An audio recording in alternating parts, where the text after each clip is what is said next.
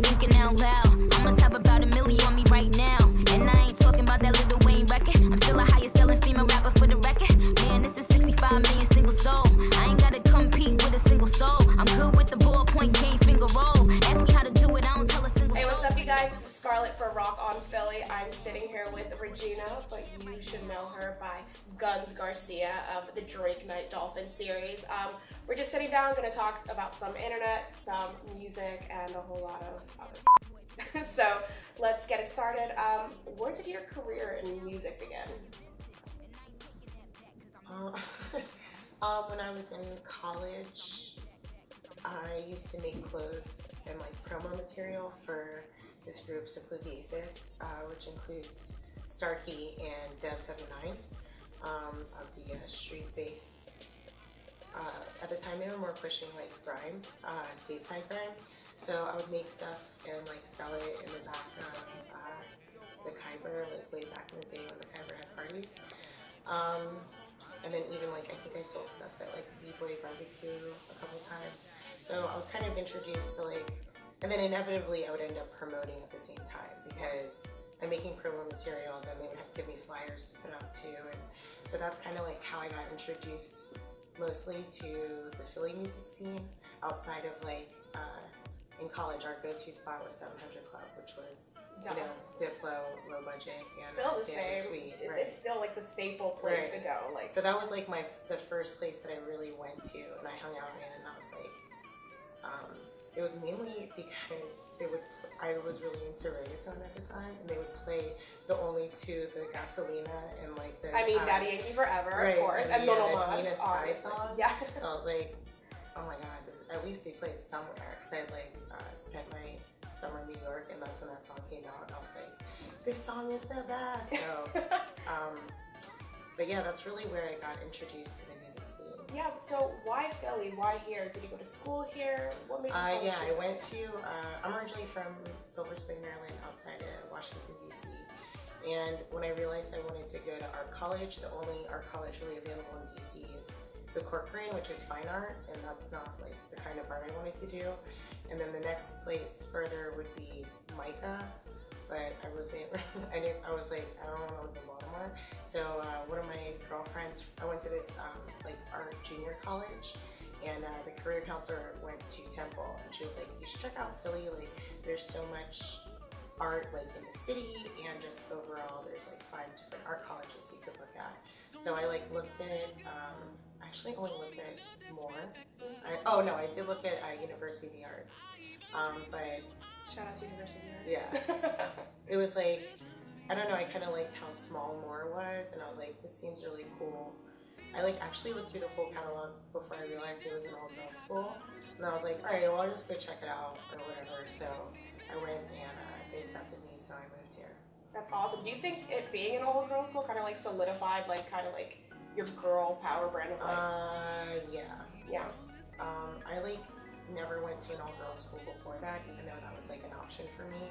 I decided to go to the same high school that my brother went to instead, but I had no idea the effects of going to an all-girls school until I was actually completely out of the school, I think.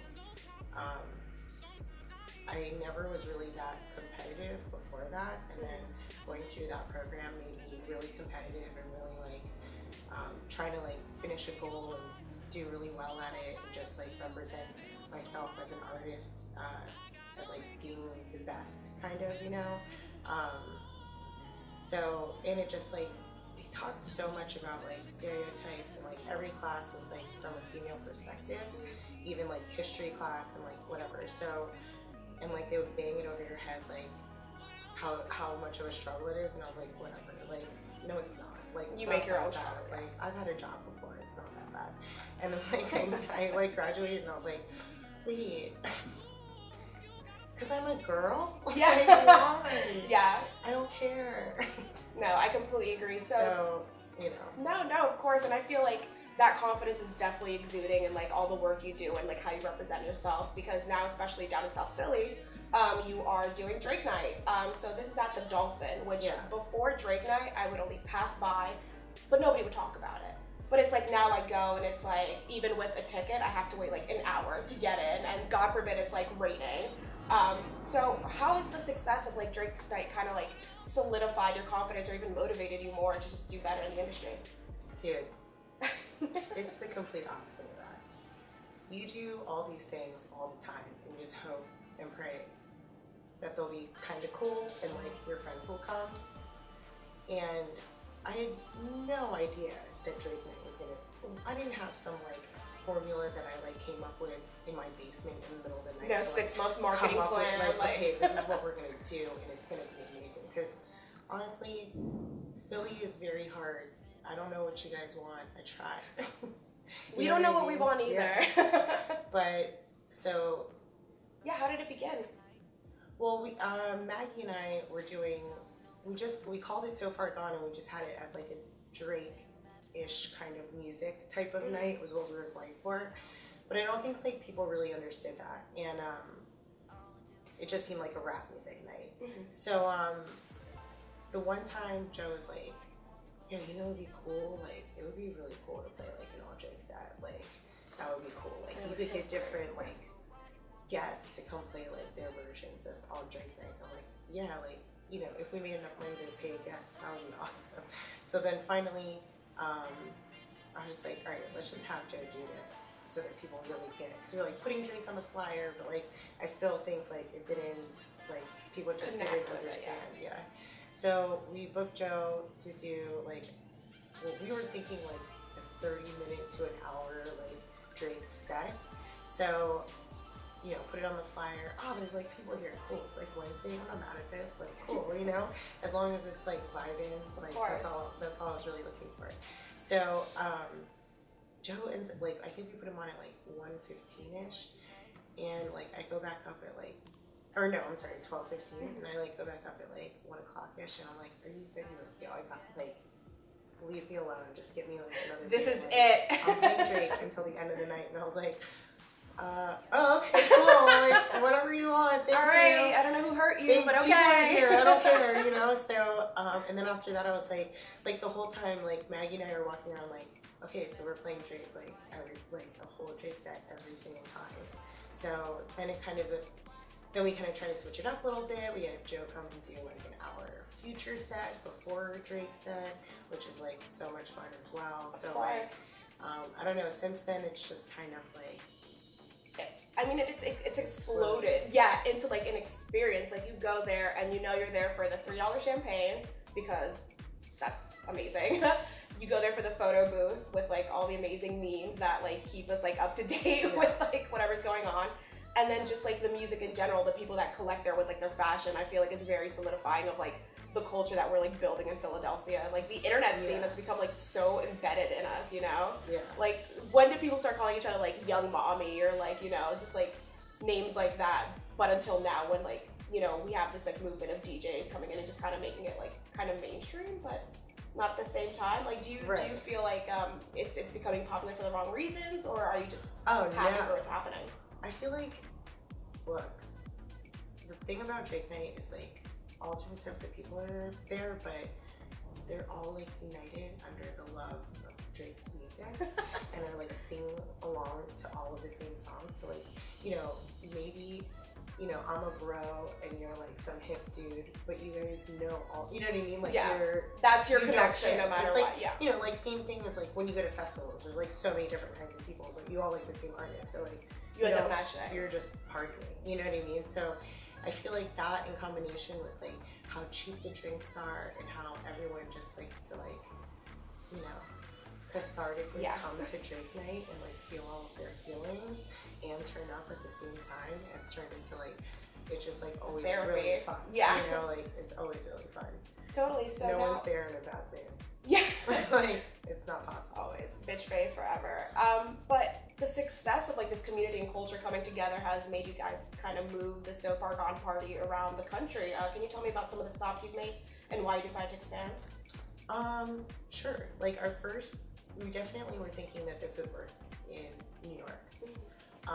So we linked up with Move Forward Music, which is the guys that also do Webster Hall on Thursday nights for a house party.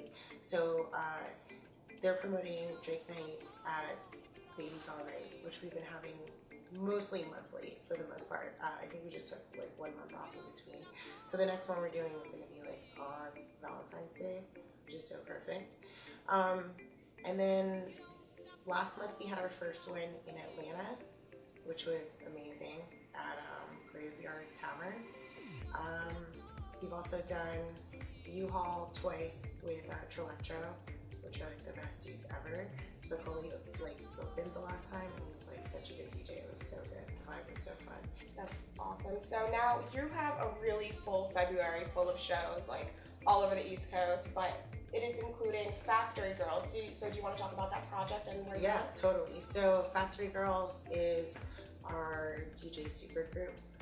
We're all originally from Philly, Katie Rex and Sugar Shay. But since in the past like year, they both moved. So Katie Rex now lives in Brooklyn and Sugar Shay lives in LA.